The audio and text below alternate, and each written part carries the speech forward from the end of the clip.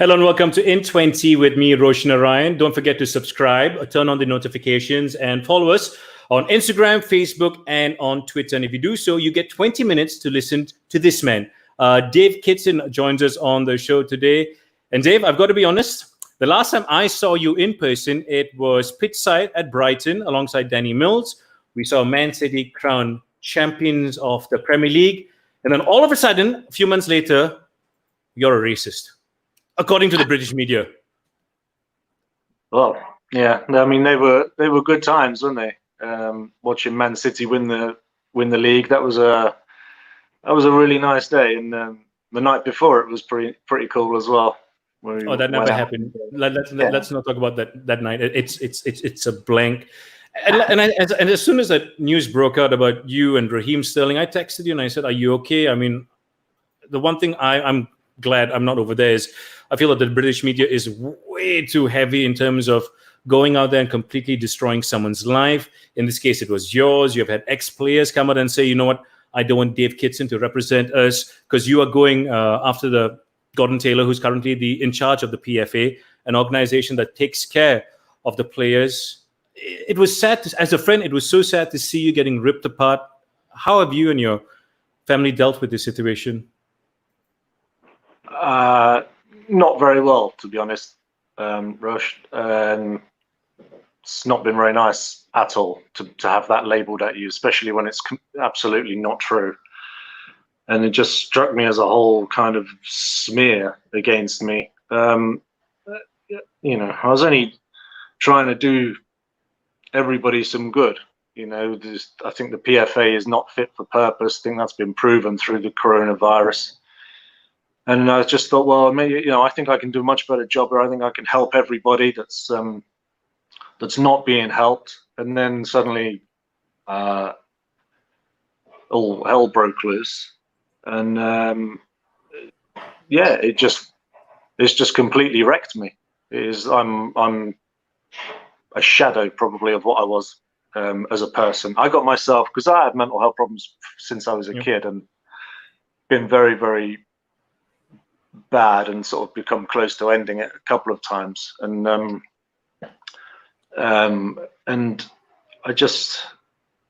I thought I'd got myself into a position where I was strong, you know, I was ready to take this on. I studied the PFA, I studied everything about it, I studied where I could make a big difference. And then when all of this came out against me, I just realized that I'm not as mentally strong as I thought I was, and there's no point in me continuing down that road, because I'll let people down, and the chances are I probably wouldn't come through it anyway. So people don't have to worry now. As in, you're not going to go after that position anymore. If people don't want you in a position, then why go for it? Even if you get it, you're letting them win, Dave. Well, to be honest, I'm not in your position, but you're letting a few characters, very weak characters, who picked an opportunity to target a person and just multiply it by 10 in terms of completely destroying you for something I'm not going to say was the best thing you've said, but it wasn't as bad as it seems. Now, I'm not Raheem Sterling. I wasn't in this position. I've not had the likes of Ian Wright, Tyrone Mings, and a few other players come out and publicly say, we don't want him to represent us. We don't want him to represent the black players in the Premier League. And Tyrone Mings wanted to talk to you. Did he call you? Did he speak to you? Yeah, Tyrone called. I said, because I did an article saying anybody who wants to talk to me, I'm happy to straighten the record with anybody. And that wants to. That was the annoying thing, Rush, was, well, the sad part really, which kind of just is the world that we're in at the moment, which is, you know, we have the sentence first, and then we have the trial, rather than the other way around.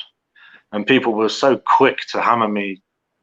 I've never spoken to these people in my life, never, ever. Tyrone Mings, who's an intelligent fella, I think that's well known in football, picked the phone up and said, Dave, I don't really want to talk about Sterling thing. I don't even want to talk about the PFA. I want to talk about an article where you mentioned me when he landed on someone's face, a striker for Reading, and put a nasty scar down his face, and he was saying, it was an accident, and I had to write about it for the Sun because I was their Reading player. I had to write about it, and it was difficult to tell whether it was a stamp or whether it was a misplaced foot. And I said, well, I think the first one against Ibrahimovic was a stamp. And a lot of people said that as well, that it was a stamp. And I said, this happened again.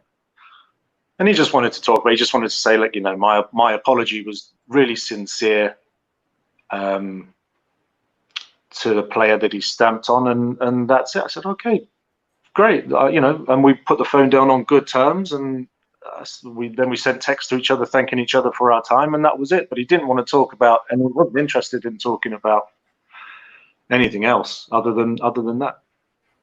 So then, who are the people that are talking about it? Because like I said, I came across quite a few articles, and I think there were just two that were well balanced in terms of addressing what you said about Raheem Sterling, in terms of going in depth, covering word for word what you said. You don't condone racism, but you understand why people are attacking him for things he had done in the past. And then an ex-footballer looked at your Instagram account and said that, who are you to judge, because you were, pictured seated beside two Ferraris, enjoying the good life. That's not true, by the way, correct? It's not true at all. It's no. And I've explained all this, and and that was just people jumping on and trying to make something out of nothing. I mean, my God, if I could afford two Ferraris and a stately home, which is clearly a hotel. Yeah. But you've been on my Instagram, and I post things that try and make people laugh, try and brighten up people's day, and very often people do come on and they put the smiley emojis and they laugh because they know it's a joke. But I think that some people also know that it's a joke, but they want to pretend that it isn't, and they want to cause you trouble. And that's unfortunate. I can't do anything about that, I won't stop trying to make people laugh. But at the end of the day, it's because, I know your sense of humor, and we share jokes amongst each other via WhatsApp, and we have a good giggle. And you're right. I think these are the people that know it's a joke, and they still criticize you for it. And that kind of shows who they are as a person as compared to you. And you were talking about Tyrone Mings, saying, he just wanted to talk to you about things that you had written about him in the past. And that's the saddest part. A lot of people have completely forgotten what you're actually trying to do. And that is to make lives better for the professionals, the footballers in England. Is that an easy way to summarize it? That is right. I just feel systematically players over generations have been let down. And most footballers feel that way. Actually, if you look, no one wants. The problem is all of this overshadowed the truth, which is that we have homophobia over here at the moment in our game, racism in our game, mental health in our game, the level of players going bankrupt in our game are all at record highs. No one seems to care. No one seems to want to talk about any of that. But that is the legacy of this PFA. Now, I can find you a player who would have had fantastic treatment from the PFA, because there's some great people working at the PFA. That's not in dispute. Have they done enough? Absolutely not. And nobody will. I don't think anyone will dispute that. Any footballers, they will do a great job. Like I heard Don Matteo said, he did a great job for him. That's fine, and they did, and they were great for Don. I'll go and find you 50 other footballers where they didn't do anything, and that is really lamentable. I had a chat with Adam Carollas and Fabrice Muamba. And Fabrice said he was talking about racism in the game, and I just asked him outright, point blank, "Are you doing enough on racism?" And he said no. I said, "Well, why not? How can you sit there and say no to me?" I just find it unbelievable. If you're not doing enough, why aren't you doing enough? And why is no one asking? Okay, I'll ask you a question. Does the PFA have enough finances to tackle these issues, to bring about care and help to players suffering from, mental health problems? You're talking about financial problems, all these things. Do they have enough and more people in their organization to head out to football clubs, to head out to different districts in England and just check on these players on a regular basis? Because truth be told, it takes a lot for someone to stand up and say, listen, I have issues. Because what's going to happen, exactly what happened to you, the moment you open your mouth and you say something, you're going to be made fun of on social media. You're going to have news outlets come after you and say, oh, look at this guy. He's all, he's all of this on the field, but he's rubbish off it. It is a matter of fact. So the question once again is, does the PFA have enough finances to address these issues and send people out on a regular basis to talk to players and ask them if they need help? Yes, it does. That's it. That's so are they doing it? Yes, it does. Are they doing it though? They are beginning now. They are beginning to now. They are going out to clubs. It's funny. Before I stuck my head above the parapet, you'd get an email from the PFA maybe once a month. Since I called the PFA out, we've been getting emails from the PFA 3 times a week. But that's a knee-jerk reaction. Yeah. But it's we can help you with your finances. We can help you with this. We can help you with that. Where have you been? Where have you been? There's a mental health epidemic in this game. There has been. It hasn't been a secret. It's always been there, and hardly anything has been achieved under this tenure.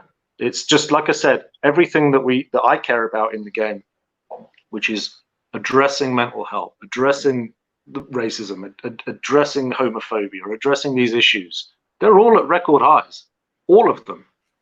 So you have to say, well, that isn't a success, is it? That is a failure. And yet we're still here. So you've got Gordon Taylor there for 39 years, correct? And this has been going on, as you mentioned, for years. You've had Paul Merson come out and say he's dealing with issues. Neil Roddock has come out and said he's dealing with issues. Heaven forbid me, I've never met him. But even look at Paul Gascoigne and what he's been doing for years. Do you think anyone from the PFA has reached out to him? Do you think anyone from the PFA would have reached out to players in the past and helped them? Yeah, I'm sure. I don't think that's. I'm sure the people who ask will get the help. What I'm trying to do is uncover. I think the PFA are scared to uncover how big this crisis is. I happen to know that it's 1 in 3. Now they don't all come out, but it's surveys that have been done suggesting that it's 1 in 3 suffer from mental illness. That's while they're playing and after. Now, I propose that we go to every professional club twice a year, and we have a sit-down one-on-one with a mental health worker who can talk to these players one-on-one, get to the bottom of it, keep tabs on them, make records, make notes, and keep in contact so that we can help them when they're finished playing the game. And that's just something that just seems normal to me. Like it's just so obvious, and hasn't been done for years and years and years and years. It's a bit like when I said we need an exit interview. Imagine you playing football and you build up a huge knowledge of the game. It might be tactics, or you might build up a knowledge on people with mental health because you suffer it for yourself. You might have some ideas about how to do that. Why haven't we got an exit interview in place? How can we just let people just leave the game? All that wasted knowledge, just leave the game and let them fend for themselves. We need to have similar exit interview. What do you plan to do now? What have you got ideas for? A bit like work experience for kids at school. What are you interested in? We'll try and get you involved in that. What are your ideas? What have you learned? What have you that isn't happening. So have you spoken to footballers and spoken about exactly what you just said, asked them the same questions? How would they require help, or would they require help? How can you better the PFA? How could you make their lives better? Yeah, I have. I must have spoken to 300 footballers in the last year. Current at all levels, ex-players, And I mean, listen, Roche, those two ideas that I just spoke about, nobody can say they're bad ideas, you know. Yep. And the people that I've spoken to have said, yeah, good idea, that's what we need. And what I find incredible as well is they all have ideas as well. Yeah. Oh, I think we should do this. And you'd be amazed at how varied they are. Those ideas are, you know, and that they've all got ideas for how to help and how to get involved and how to make it better for ultimately, sure, for themselves, but ultimately for the next generation.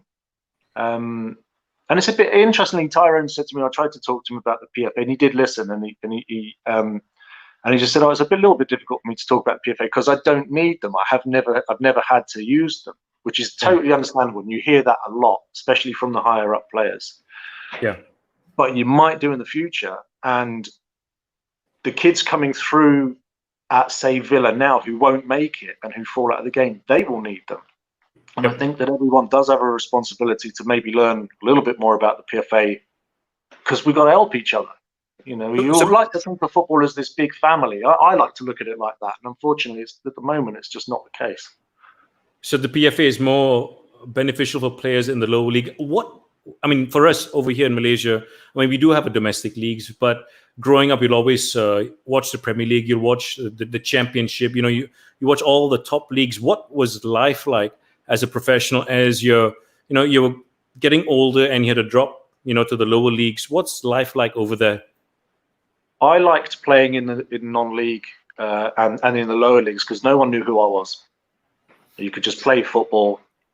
And the moment you get up and you go higher and you get to the Premier League, everyone knows who you are, and you lose a bit of your soul. I think you lose your privacy. You have to give so much more in ways that you don't necessarily want to, especially if you're a private individual or a shy individual. And I never really enjoyed that side of it. I really liked playing in the lower leagues, and that's why when I retired, wanted to retire actually in the Premier League, and I was about 30, I'd had enough, and but I thought, no, you know what, I'm going to go back down for a couple of years to see if it was as enjoyable as I remember it now that I'm older, and it was. I probably managed to get another 2 or 3 years out of myself playing football because I could never have done it in the Premier League. I'd had enough. But in the lower leagues, it was just so much more enjoyable. Okay, people knew who I was by that point, but just the football and the financially, financially, no, of course not. But it's that this better than most people. A lot of people I know have got millions of pounds. I know a lot of my friends who work in warehouses, and universally they're nearly always happier. Yeah. Money does not equate to being content. Never has, never will. Dave, I love it. We're about a minute out from ending the show. It's called In 20. I wish it could be longer. Actually, it could be, but I came up with the name In 20, so I'm going to stick with it. There's a lot more I think we can talk about. There's a lot more I think you need to share. And if it's okay with you, would you be willing to come back next week on Tuesday and talk about, dealing with the financial problems when you're in the lower league? As you mentioned, depression, racism. And I'm still going to try and convince you to, take on Gordon Taylor and be the new head of the PFA. Is that your son in the background? There's my baby's crying. Yeah, he wants to go to bed, but he's upstairs. That's the monitor. Okay, I'll let you go now, Dave. As always, it's been a pleasure. You okay with coming back next week? Yeah. If I'm around, if my headspace is all right, Dave, then I will. But yeah, don't I can't promise. Dave. Text me close to the time. We'll see. Okay, take care, my friend. Right, yes, bye. All right, that's a choice and challenges of going live, but don't forget to follow us on our social media platforms and hit subscribe and turn on the notifications on our YouTube channel. Till the next time, take care.